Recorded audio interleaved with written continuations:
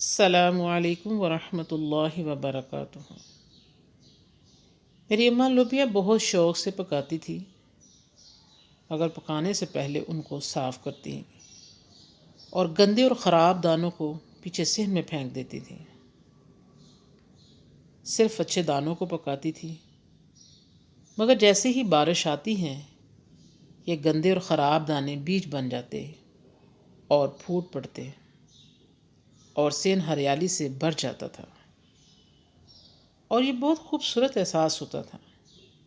کس قدر دلچسپ بات ہے کہ وہی انسان جس نے ان کو خراب جان کر پھینکا ہوتا وہ انہیں دیکھ کر خوش ہو جاتا اور ان کی دیکھ بھال کے بعد ان کا خوب فائدہ اٹھاتا۔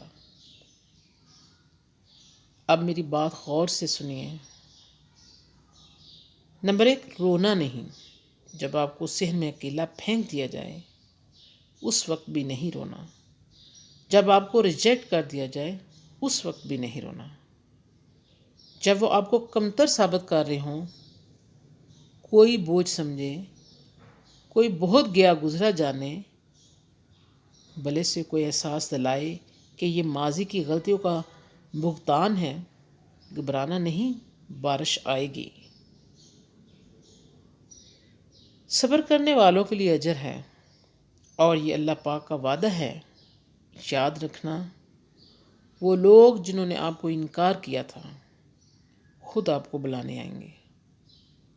اللہ پاک اپنے بندوں سے بہت محبت کرتا ہے، وہ رحمت کرے گا، بس اس سے جڑے رہنا۔ ان قریب سب دیکھ لیں گے آپ کس قدر قیمتی اور انمول تھے۔